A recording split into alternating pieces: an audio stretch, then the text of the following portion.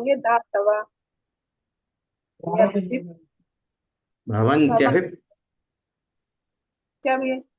भवन्त्यभिप्रेत भवन्त्यप् दूसरे भवन्त्यप् दूसरे आती है क्या दूसरे आती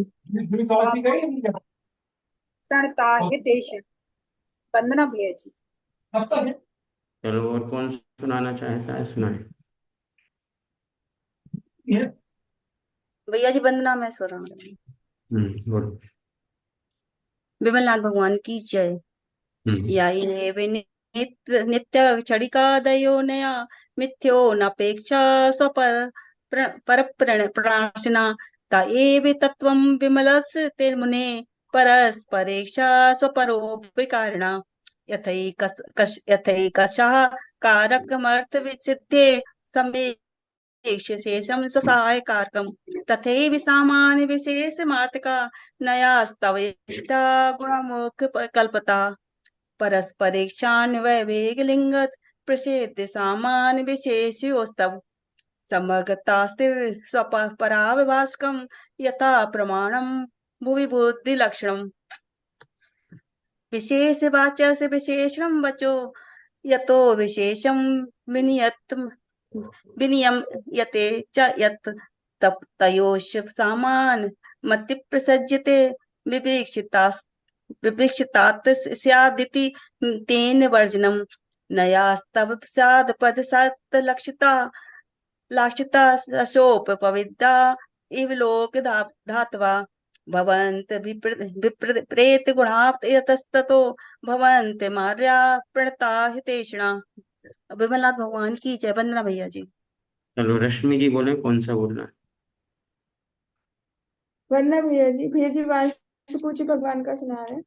वासुपूज्य भगवान की जय। श्री वासुपूज्य बुदय क्रियासु तम वासुपूज्य श्रीदशेन्द्र पूज्य मयापि पूज्यो धिया मुनीन्द्र दीपाच किं तपनो न पूज्य न पूज्याथस्त्ववितरागी न निन्दयानाथ विवान्त वैरे तथापि ते पुण्य गुणस्मृतिर्न पुनातु चित्तं दुरिताञ्जनेभ्यः पूज्यं जिनं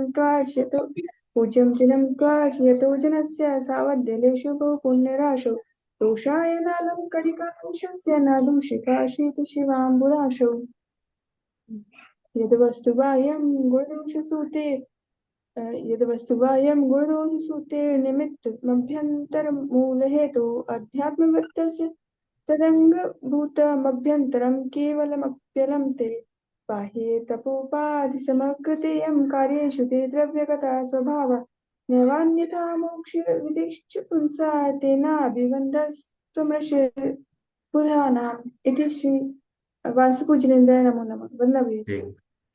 चलो, कल अपन ने पढ़ा था अनंतनाथ तीर्थंकर का स्तवन पूर्ण हो गया था। अनंतनाथ तीर्थंकर के स्तवन में किसी को कोई प्रॉब्लम रही हो, पढ़ने में नहीं आ पा रहा हो तो पूछ सकते हैं भैया जी। इसको एक ही बार केवल मतलब रिपीट करवा दीजिए पूरा। कौन सा? अनंतनाथ का? जी भैया जी। इतने धीरे से क्यों बोल रही है? पांचवें श्लोक को एक बार फिर से दोहरा दीजिए। एक बार नहीं, हम 2 बार दोहरा देंगे। कठिन है तो इसका ये मतलब थोड़ी। चलो, अनंतनाथ भगवान के स्तवन को जो कल पढ़ा था एक बार फिर से पढ़ते हैं। अनंत दोषाशय विग्रहो ग्रहो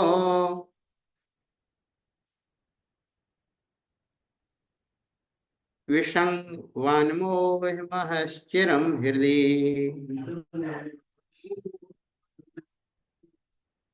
यतो जितस्तत्त्वरुचौ प्रसीदिता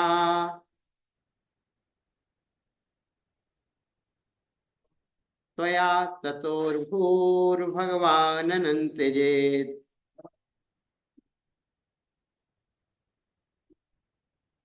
कषाय नाम्नां दूषितां प्रमाथिना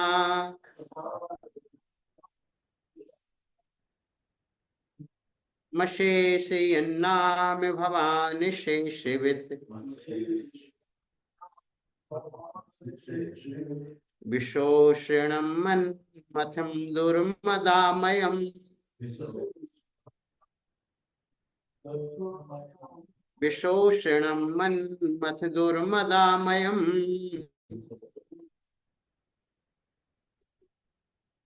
समाधिभय सज्ज गुणैर्वलीनियत्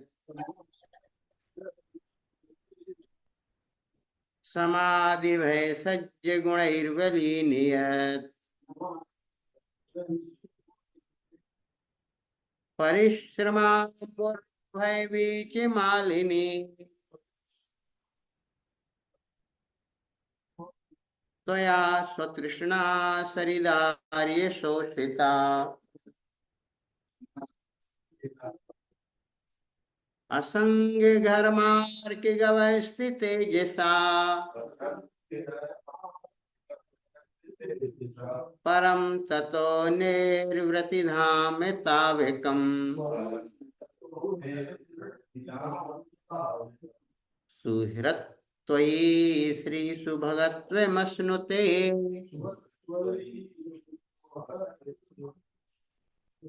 दुसंस्त्वयि प्रत्ययवत् प्रलीयते प्रत्ययवत् प्रलीयते भवानुदासीन समस्तयोरपि प्रभो परम चित्रमिदं तवेहितम् त्वमीदृशस्तादृशेत्ययम् त्वमीदृशस्तादृशेत्ययम्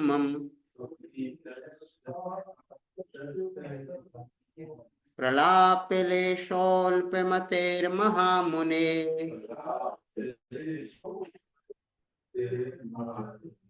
अशेष माहात्म्यमनीरयन्नपि शिवाय संस्पर्शे वामृताम्बुधे इति श्री अनंतनाथ जिनेन्द्राय नमो नमः। चलो आज धर्मनाथ तीर्थंकर का स्मरण प्रारंभ करने जा रहे हैं। बोले धर्मनाथ तीर्थंकर की जय। चलो अनंतनाथ का सरल हुआ कि नहीं? चलो हो गया होगा सरल। नहीं हुआ हो तो अपन तो नहीं, आज नहीं कल फिर करा देंगे डबल। धर्म तीर्थ मनघम प्रवर्तयन प्रवर्तयन धर्म तीर्थ मनघम प्रवर्तयन धर्म इत्यनु मतः सताम भवान धर्म तीर्थ मनघम प्रवर्तयन।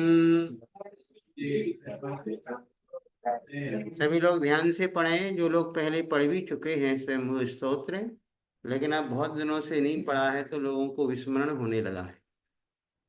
इसलिए इस संदेह में ना रहें कि हमने पहले से पढ़ रखा है, अब सब भूल चुके हो। हाँ पार्थ, ध्यान से पढ़ो। धर्म तीर्थ मनघम प्रवर्तयन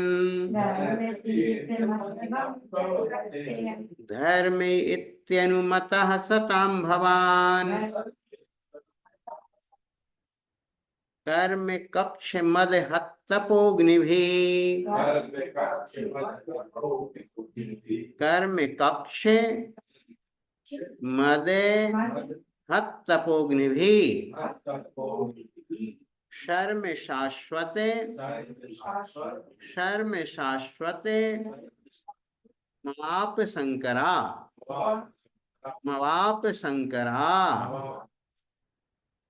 फिर से पूरा श्लोक बोल रहे हैं हम, आप लोग रिपीट करेंगे। धर्म तीर्थ मनघम प्रवर्तयन धर्मेत्यनुमतः सतां भवान कर्म कक्ष मद हत्तपोग्निभि कर्म कक्ष मद हत्तपोग्निभि।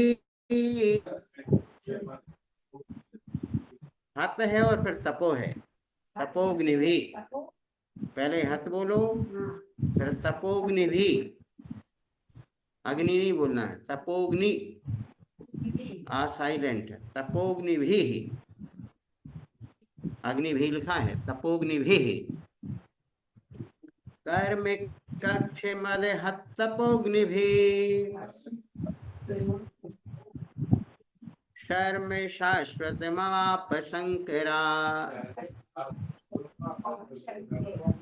देव मानव निकाय सत्यमयी, निकाय सत्यमयी रेजिषे परिवृतो व्रतो बुधई, परिवृतो व्रतो बुधई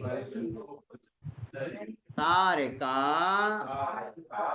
परिवृत व्रत तारिका परिवृतोति पुष्कलो, परिवृतोति पुष्कलो व्योमनीव व्योमनीव शशलांछनो मलः, शशलांछनो मलः देव मानव निकाय सत्यमयी, देव मानव निकाय सत्यमयी रेजिसे परिवृतो वृतो बुधे, रेजिसे परिवृतो वृतो बुधे तारिका परिवृतोति पुष्कलो, तारिका परिवृतोति पुष्कलो व्योमिनी विशलांछनो मला, व्योमिनी विशलांछनो मलः। चलो बनेंगे। पहले दूसरे दो श्लोक पढ़ा दिए हैं, इनके उच्चारण में कोई कठिनाई लग रही हो तो पूछो। चलो दर्शिका पढ़ो पहला वाला, धर्म तीर्थ। वंदना भैया जी। धर्म तीर्थ मत गप्ता वर्तयन्, धर्म इत्तनु मता सतां भवान्। कर्म कक्ष मत हित तपो निधि शरण शाश्वत नवाब शंकरा। वंदना भैया जी। आप शंकरा, नवाब शंकरा। नीचे की लाइन को थोड़ा ध्यान दें। कर्म कक्ष मद हत, ता डबल है तो एक बार हा के साथ ताले लेंगे, हत रहेगा तपो, तपोग्निभि। कर्म कक्ष मद हत तपोग्निभि शर्म शाश्वत माप शंकरा। चलो दूसरे नंबर का श्लोक एकांश पढ़ करके सुनाओ। देव मानव, एकांश मुंबई।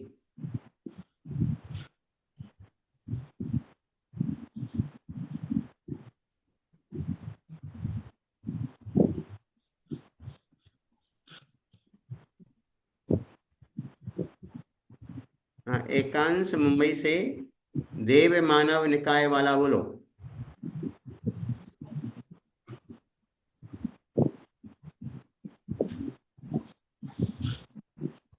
चलो उनका स्पीकर नहीं खुल रहा है। चलो अरिजीत पढ़ करके सुनाएंगे। वंदना भैया जी। देव मानव निकाय सत्यमयी रेजिषे परिवृतो व्रतो बुद्धि तारका परिवृतोति पुष्कलो व्योमनीव शशलांछनो मलः। वंदना भैया जी। अच्छा पढ़ा। चलो अब तीसरा पढ़ते हैं। प्रातिहार्य,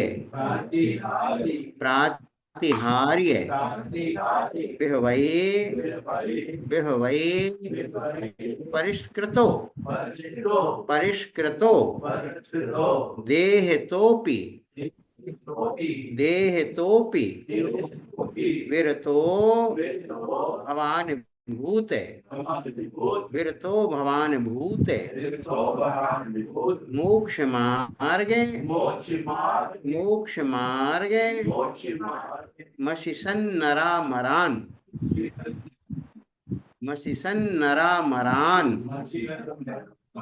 नापि शासन फलेषणातुरा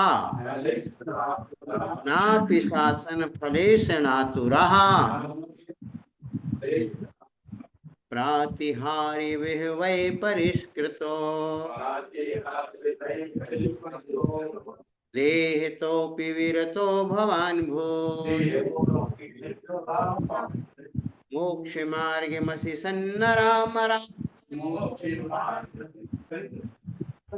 नापि शासन फलेषणातुरः।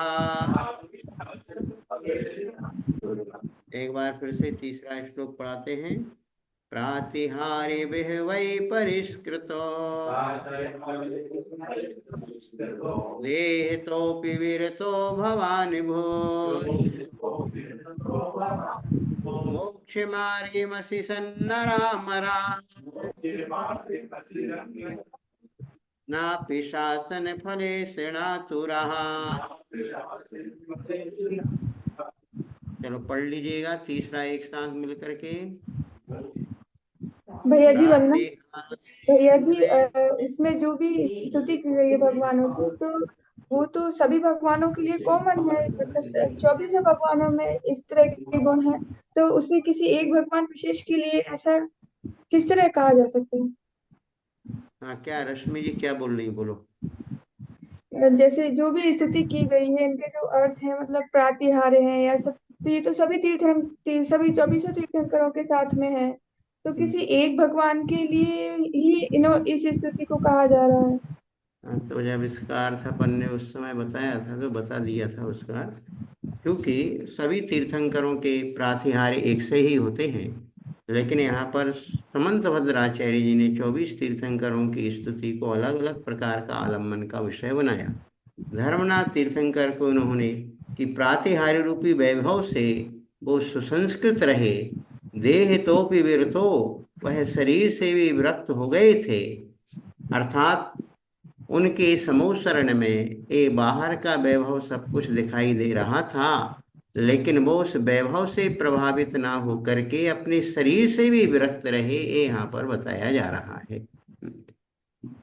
जो गुण तो वही रहते हैं, वो सभी तीर्थंकरों में रहते हैं, लेकिन कभी किसी तीर्थंकर को किसी गुण की मुख्यता से स्तुति का विषय बनाया जाता है, कभी किसी तीर्थंकर को किसी गुण विशेषता के द्वारा स्तुति का विषय बनाया जाता है।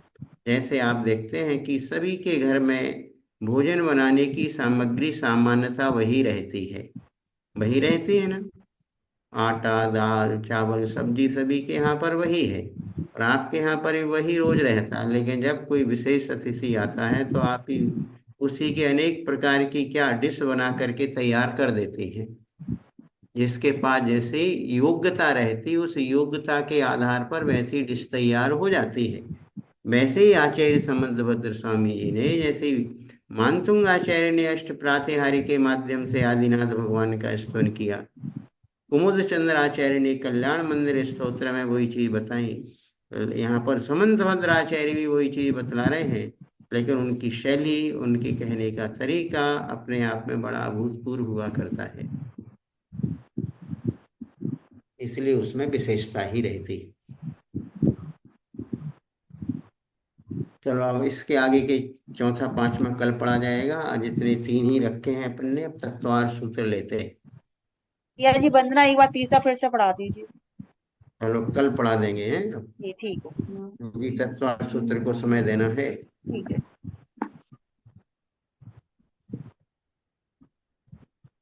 मोक्ष मार्ग से नेतारम भेत्तारम कर्म भोगताम यातारम विश्व तत्वानं वंदे तद्गुण लब्धये।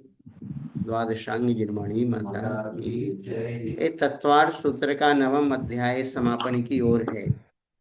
शुक्ल ध्यान की चर्चा कल अपन ने की थी। शुक्ल ध्यान के भेद यहाँ पर बतलाए जा रहे थे। तो कल 4-5 सूत्र हो गए थे। सब लोगों ने शांति से सुना था, तो 4-5 सूत्रों तक आगे बढ़ गए थे। क्योंकि हम ये भी समझ रहे हैं शुक्ल ध्यान का विषय बड़ा सूक्ष्म है, वो हम लोगों के ज्ञान का विषय तो है ही नहीं। वर्तमान में किसी भी मुनिराज के पास शुक्ल ध्यान नहीं होता है।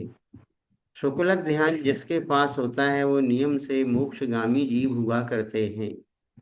तो इस पंचम काल में सिर्फ शुक्ल ध्यान की चर्चा अपन शास्त्रों में जो थोड़ी पढ़ पा रहे हैं, सुन पा रहे हैं, इसलिए समझ में ना आ पाए तो कोई विकल्प नहीं करना, क्योंकि अभी तो अपन लोगों को धर्म ध्यान हो सकता है। तो धर्म ध्यान को अच्छे से समझने की कोशिश करना। शुक्ल ध्यान का विषय भी जो शांति से सुन रहे हो वो भी आपके लिए धर्म ध्यान का कारण बनेगा, धर्म ध्यान रूप है। तो कल अपन ने बताया था कि जो आदि के 2 शुक्ल ध्यान हैं, पृथकत्व वितर्क और एकत्व वितर्क, ये पूर्व वेद अर्थात पूर्व के ज्ञाता, पूर्व ज्ञान के धारी श्रुत केवलियों को हुआ करते हैं। और परे केवलिना और अंत के 2 शुक्ल ध्यान जो हैं, सूक्ष्म क्रिया प्रतिपाति, व्युपरत क्रिया निर्वृत्ति, एक केवलिना अर्थात केवल ज्ञानियों को हुआ करते हैं। फिर 39 नंबर के सूत्र में बतला दिया था कि शुक्ल ध्यान के 4 भेद कौन कौन से, उनके नाम तो बताइए। तो पृथकत्व वितर्क, एकत्व वितर्क, सूक्ष्म क्रिया प्रतिपाति, व्युपरत क्रिया निवृत्ति, इस प्रकार ये 4 शुक्ल ध्यान के नाम हुए। फिर शुक्ल ध्यान जो जीव करते हैं, शुक्ल ध्यान जो लगाते हैं, उनको किस किस का कैसा आलम्बन लेना होता है। आलम्बन मतलब सहारा। तो बतला दिया था कि शुक्ल ध्यान के 4 भेद में क्रमशः 3 योग, अर्थात जो पहला भेद है पृथकत्व वितर्क नाम का शुक्ल ध्यान, उसमें से 3 योगों में से किसी योग के धारक मुनिराज को होगा। मन योग, वचन योग, काय योग, इन 3 योगों में यदि कोई मुनिराज मन योग में लीन है तो भी पृथकत्व वितर्क नाम का शुक्ल ध्यान कर सकते हैं। वचन योग में हो, काय योग में हो तो उसका आलम्बन ले सकते हैं। 3 योगों में से किसी एक योग वाले। फिर दूसरा जो शुक्ल ध्यान था उसको बतलाया था कि एक योग अर्थात कोई भी एक योग वाले मुनिराज ही उसका आलम्बन ले सकते हैं। और फिर लिया था काय योग, तीसरे नंबर का जो शुक्ल ध्यान है, सूक्ष्म क्रिया प्रतिपाती है, जो कि सहयोग केवली जीवों को हुआ करता है। तो उन्होंने बतला दिया सिर्फ काय योग का आलम्बन लेने वाले जीवों को होता है। और जो चौथा व्युपरत क्रिया निवृत्ति नाम का शुक्ल ध्यान है, चौथे नंबर का, अयोगा नाम अर्थात जो योगातीत अयोग केवली 14वें गुण स्थानवर्ती जीवों को ये हुआ करता है। इस प्रकार ये यहाँ पर बतला दिया है। अब आगे एकाश्रय सवितर के विचारे पूर्वे, ये सूत्र कल चल रहा था और क्लास का टाइम पूर्ण हो गया था। तो एकाश्रय सवितर के विचारे पूर्वे, पूर्वे यानी आदि के 2 शुक्ल ध्यान हैं, वह एक आश्रय यानी एक का आश्रय लेकर के होते हैं, सवितर्क और वितर्क से सहित हुआ करते हैं। वितर्क बोला जाता है श्रुत ज्ञान, श्रुत ज्ञान को ही यहाँ पर वितर्क कहा गया है। पहले ही बतला दिया था कि आदि के 2 शुक्ल ध्यान श्रुत ज्ञानी जीव, पूर्ण श्रुत ज्ञानधारी जीवों को होते हैं। तो उसी की चर्चा यहाँ पर की जा रही है कि आदि के 2 शुक्ल ध्यान पूर्ण श्रुत ज्ञानी के ही होते, अर्थात श्रुत केवली के ही होते हैं। और ये दोनों शुक्ल ध्यान वितर्क और विचार से सहित होते हैं। आगे खुद की परिभाषा देंगे आचार्य उमा स्वामी। अविचारम द्वितीयम, किंतु जो एकत्व वितर्क नाम का दूसरा शुक्ल ध्यान है वह विचार से रहित हुआ करता है। अर्थात जिसमें वितर्क और विचार दोनों होते हैं उसे तो पृथकत्व वितर्क नाम का शुक्ल ध्यान कहते हैं। और जिसमें केवल वितर्क होता है, विचार नहीं होता है, उसको एकत्व वितर्क नाम का शुक्ल ध्यान कहा जाता है। वितर्कः श्रुतम, वितर्क मतलब श्रुत ज्ञान को ही वितर्क बोलते हैं। विशेष रूप से विचार करने का नाम वितर्क कहलाता है। अर्थात जिसमें बहुत ऊहापोह घनन, अर्थात ज्यादा रूप में ऊहापोह किया जाता है, विचार मंथन जहाँ पर बहुत ज्यादा किया जाता है उसको वितर्क बोलते हैं, श्रुत बोलते हैं। जिसके पास जितना ज्ञान होगा वो उतना ही ज्यादा गहन चिंतन मनन करता है, ऊहापोह करता है। विचार का लक्षण बतला रहे हैं। विचार यानी परिवर्तन। विचारोर्थ व्यंजन योग संक्रांति। विचारोर्थ व्यंजन योग संक्रांति।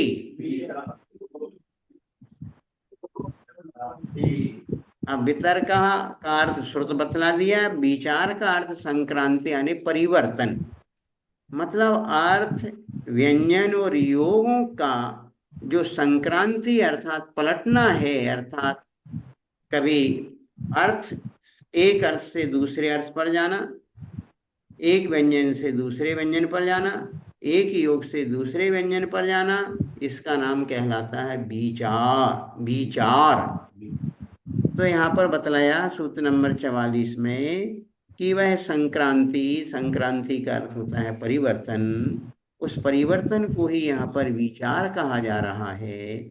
और वह परिवर्तन कभी अर्थ का परिवर्तन होता है, अर्थ से यहाँ पर लिया है द्रव्य या पर्याय। वो ध्यान करने वाले योगी राज कभी द्रव्य का ध्यान कर रहे हैं तो कभी उसकी पर्याय का ध्यान कर रहे हैं। द्रव्य में कभी आत्म द्रव्य का ध्यान कर रहे हैं तो कभी उसकी आत्मा की उस पर्याय का ध्यान कर रहे हैं। कहलाता है व्यंजन बोलते हैं वचनों को। तो कभी एक वचन का आलम्बन लेते हैं, कभी उस वचन को छोड़ करके दूसरे वचन का आलम्बन लेते हैं, ये कहलाता है व्यंजन। योग से लेना मन वचन काय की क्रिया।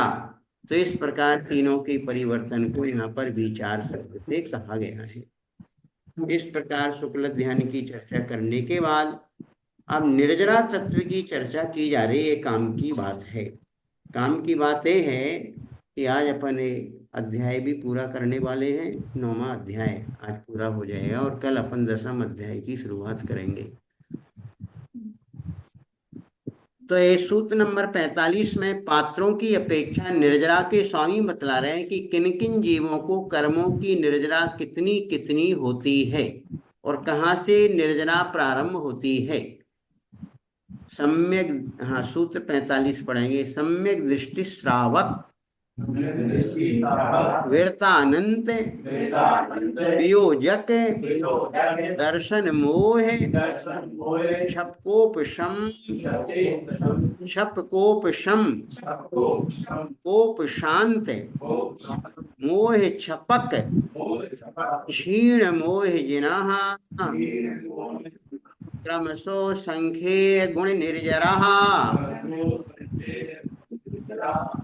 सम्यक दृष्टि श्रावक वीरतानंत वियोजक दर्शन मोह क्षपकोपशम कोप शांत मोह क्षपक क्षीण मोह जिनाः क्रमशो संख्ये गुण निर्जराः।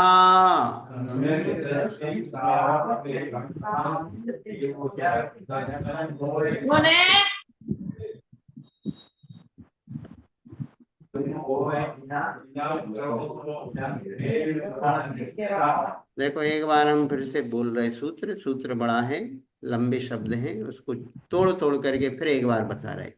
सम्यक दृष्टि श्रावक वीरतानंत वियोजक दर्शन मोह क्षपकोपशम कोप शांत मोह क्षपक क्षीण मोह जिनाः क्रमशो संख्ये गुण निर्जराः।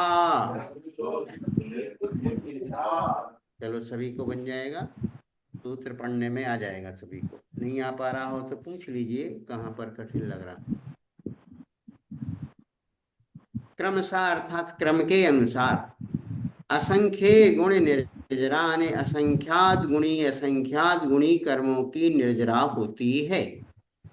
तो सबसे पहले निर्जरा कहाँ से प्रारंभ होती है? सम्यक दृष्टि जीव अर्थात चतुर्थ गुण स्थानवर्ती जो जीव है वहां सबसे पहले उसकी निर्जरा प्रारंभ होगी।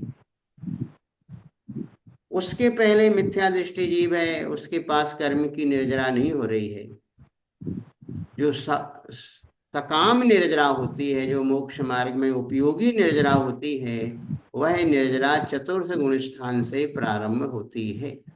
उसके पहले उसके पास न सम्यक दर्शन है, न सम्यक ज्ञान है, न सम्यक चारित्र है। मिथ्या दर्शन, मिथ्या ज्ञान, मिथ्या चारित्र है तो अकाम निर्जरा तो वहां पर होती रहती है, लेकिन सकाम निर्जरा तो चतुर्थ गुण स्थान से प्रारंभ होगी। तो सम्यक दृष्टि जीव जो चतुर्थ गुण स्थानवर्ती अविरत सम्यक दृष्टि जीव है वह निर्जरा का पहला पात्र है। वो जितने कर्मों की निर्जरा करता है उससे असंख्यात गुणी अधिक निर्जरा श्रावक अर्थात व्रती श्रावक की होती है। व्रती श्रावक से मतलब जो प्रतिमाधारी श्रावक हैं, जिन्होंने प्रतिमाओं का संकल्प लेकर के संकल्प पूर्वक प्रतिमाओं का पालन कर रहे हैं, उनकी निर्जरा सम्यक दृष्टि जीव की निर्जरा से असंख्यात गुणी अधिक है। देखो, प्रतिमा लेने से इतना लाभ हो जाता है। सुन रहे सब लोग ध्यान से? कभी और विस्तार से बताएंगे कि इतना लाभ है कि एक सामान्यता आपको श्रद्धांश जिन दर्शन के ऊपर है, जिन धर्म के ऊपर श्रद्धा है, लेकिन अभी आप कोई प्रतिमा वगैरह नहीं ले रहे, व्रत संकल्प आदि कुछ नहीं ले रहे हैं, सिर्फ जैन धर्म के ऊपर श्रद्धा रखते। मान लो आप सम्यक दृष्टि हैं, अविरत सम्यक दृष्टि, उन मिथ्या देवी देवताओं को तो मानते नहीं है, उनको कभी पूजा पाठ उनकी करते नहीं है, उनको कभी उपादेय नहीं मानते हैं। उपादेय आप सच्चे देव साध गुरु को मानते हैं, इसलिए आप सम्यक दृष्टि को। तो आपको जितना लाभ हो रहा है, जितनी निर्जरा हो रही है, वो कम मात्रा में हो रही है।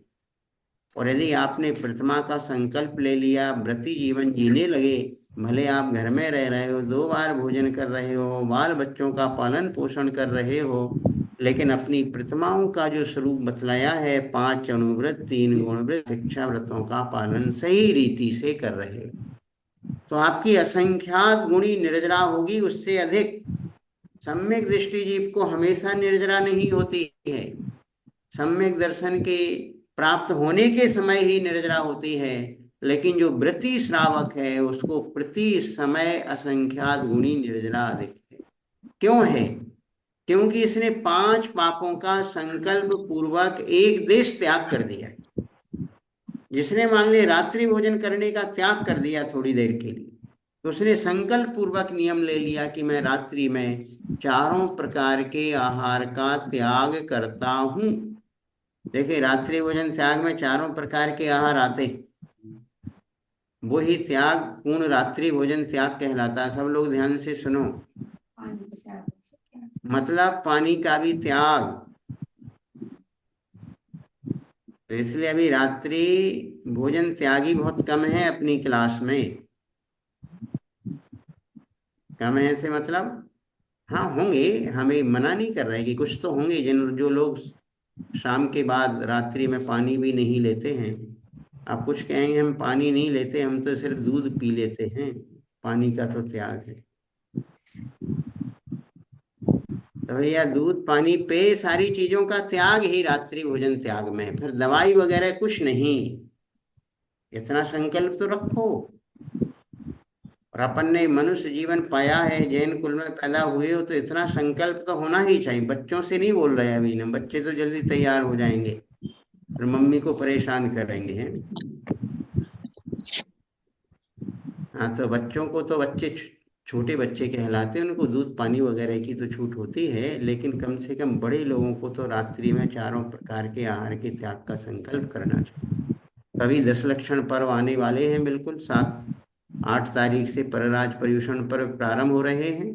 तो कम से कम इन 10 दिनों में तो आपको संकल्प पूर्वक, जो लोग एकासन वगैरह नहीं करते हैं, जो करते हैं वो तो अच्छी बात है, जो नहीं करते हैं तो कम से कम रात्रि में 4 प्रकार के आहार का औषधि का, जल का, दूध का त्याग रखना।